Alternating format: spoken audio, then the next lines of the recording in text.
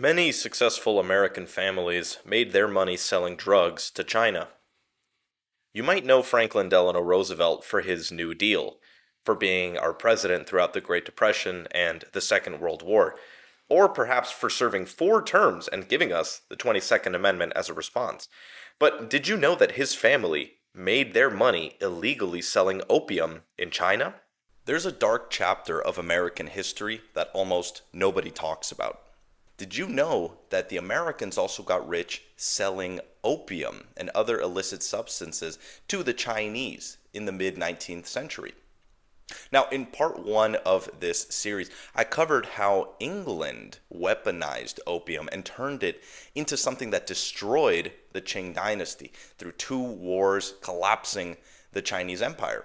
Today, we're going to start on part two. And the first chapter is the American chapter, where we look into how elite coastal families in Boston, in New York, families who would go on to fund some of the most famous universities in the world, hospitals, families who would make it in the White House, got their break and founded their fortunes selling opium. Let's start with the Roosevelt family. Warren Delano Jr. was born in New Bedford, Massachusetts in 1809, the son of a sea captain, the descendant of a pilgrim who had arrived on the ship Fortune in 1621, just 1 year after the Mayflower. At age 24, he sailed to China to work for Russell and Company, the largest American trading firm in Asia, headquartered in Canton, modern-day Guangzhou, and one of the dominant opium smuggling operations on the Pearl River. Delano rose quickly. Within a decade, he was chief of operations for Russell and Company's activities across Macau, Canton, and Hong Kong, effectively running the largest American narcotics distribution network in history.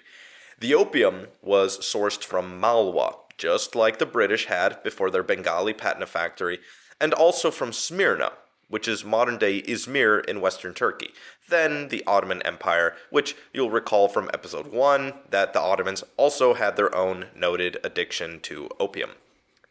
Delano handled roughly 20% of all American opium imported into China, and he also knew exactly what the drug was doing.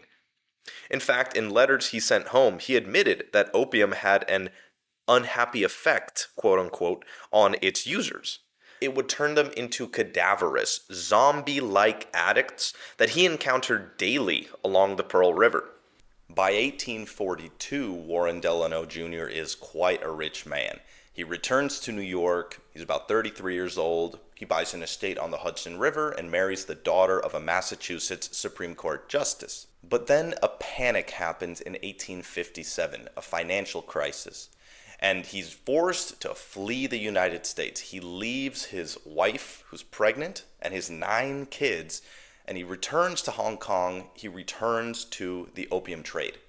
He spends about 5 more years there, but he recoups far more than his losses, and he becomes a far more wealthy man. Now, partially, this is also because he began supplying opium to the American military during and after the Civil War. And that marks a moment that I call the inversion of the Warren Hastings strategy. As you'll recall from part 1, Warren Hastings was the Governor General of the British East India Company. He oversaw the production of opium in the Patna factory in Bengal and its distribution up the Pearl River in China. Now, Hastings stated opium is a pernicious article of luxury which ought only to be distributed overseas. He did not want British people doing opium. Even the Chinese, Lin Zexu, pointed out how hypocritical this was. He sent a letter to Queen Victoria saying, you yourself would not allow English people to consume opium, and yet you produce it and sell it to others. So this was about to be inverted because Warren Delano is now growing and distributing opium, but he's also sending it back to the United States. The point is this: the same man who had spent 2 decades selling opium to Chinese addicts now had the US government as a customer. and he was supplying every soldier on the battlefield. One of Warren's daughters made that voyage with him. Her name was Sarah. She was 7 years old when she first sailed to China, growing up between the Hudson Valley and Hong Kong. Sarah Delano grew up, returned to New York, and in 1880 married a Harvard Law graduate named James Roosevelt. Their son, born in 1882, raised at the family estate on the Hudson, would go on to become the 32nd President of the United States, Franklin Delano Roosevelt.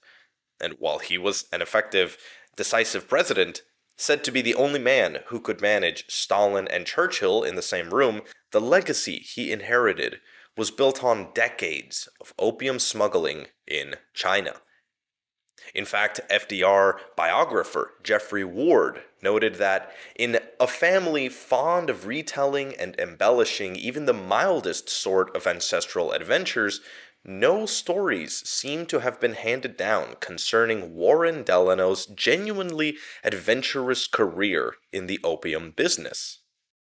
It is interesting to note that in 1953, Eleanor Roosevelt took a trip over to Hong Kong, and when she was there, she interviewed a veteran British merchant who told her a little bit about the opium trade, and she reluctantly said in response, this is verbatim, "I guess you can say the Roosevelts and the Forbeses had to carry a little bit of opium in their cargo to do any trading at all."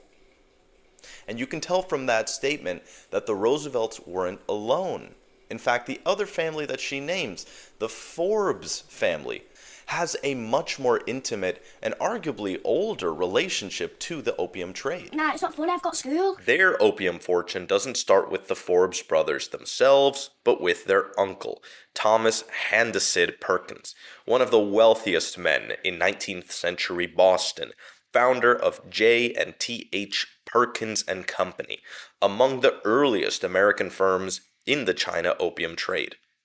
In 1830, the Perkins firm merged with Samuel Russell's trading house to form Russell and Company, the largest American trading firm in Asia and the dominant vehicle for American opium distribution in China. Funny enough, you'll recall that this is the firm Warren Delano Jr., FDR's grandfather, worked in. But back to the Forbes brothers. Robert Benet Forbes sailed to China for the first time at the age of 13 as a ship's assistant. He became a captain at 21. By 1839, he was running Russell and Company during the First Opium War, the most turbulent period in the trade's history. And he was pretty candid about what the business was. He knew what he was doing. In fact, later in his life, he reflected on this time, saying that perhaps Providence took away my fortune because I made it in opium. What I make this time will be free from that stain. His brother John Murray Forbes had a shorter stint in Canton. He arrived at 17, made his money quickly, and then came home to do something far more consequential with it, at least domestically. He became president of the Michigan Central Railroad, and then the Chicago, Burlington, and Quincy Railroad, two of the most important companies in American westward expansion. He was a major donor to the Republican Party as well, an elector for Abraham Lincoln in 1860, and chairman of the Republican National Committee. So the fortune that had funded the American Midwest industrialization, laying down railroad tracks, expanding the frontier, was literally built dealing opium to the Chinese. And the great irony in this is that at that period of time, in the 1860s, Chinese immigrants were doing the majority of the manual labor laying down railroads, at least for some companies. I mean, for example, when you look at Central Pacific Railroad's employee base from 1864 to 1869, it was 90% Chinese. They laid the last 700 miles of railroad in the Sierra Nevada mountain range, which was, of course, in California. But it just shows you that at the same period of time, in the same decade, you had a family who was profiting from selling opium to China, and then in the United States, that same money was being used to fund railroad expansion, employing Chinese immigrants to lay the railroad. Now, the Forbes fortune didn't just stay in the family, it moved into institutions. Massachusetts General Hospital, one of America's most prestigious medical institutions, received significant early funding from Perkins and Forbes family donations. Opium money built one of America's greatest hospitals, and it's also funded secret societies. Multiple endowments at Harvard, Yale, Columbia, and Princeton trace back to China trade fortunes. Russell and Company's founders endowed an organization at Yale in 1832, the same year Jardine Matheson was founded in Canton. That organization, the Russell Trust Association, is the legal entity behind the Skull and Bones Society, whose alumni include both Bush presidents, John Kerry, William Howard Taft, dozens of senators, as well as cabinet secretaries. The American establishment's oldest and most secretive fraternity was funded by opium money. The thread runs further. John Murray Forbes' cousin, Francis Blackwell Forbes, went to China and joined Russell and Company as a partner, continuing the family's involvement through both opium wars. Francis Blackwell Forbes is the great-grandfather of John Forbes Kerry, who took his middle name from the family, who ran for president in 2004, and who served as Secretary of State under Obama, and was special presidential envoy for climate under President Biden. The Forbes family was not an exception. The historian Jacques Downs described the Boston opium trading families. They called themselves the Boston Concern. These were the Astors, the Cabots, the Peabodys, the Browns, the Coolidges, the Russells, the Perkins, the Sturgis, the Websters, the Delanos, the Forbes families. Americans involved in the opium trade returned home with a fortune.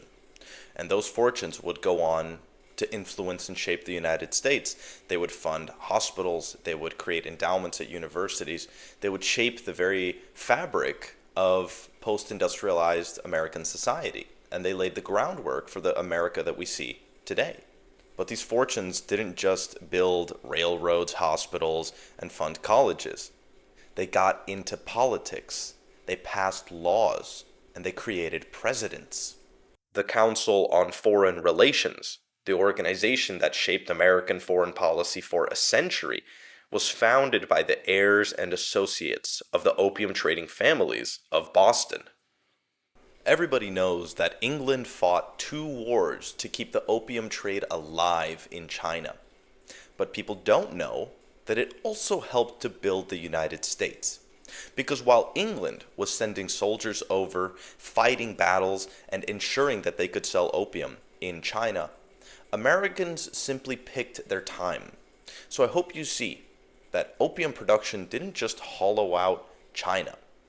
It also helped to build America.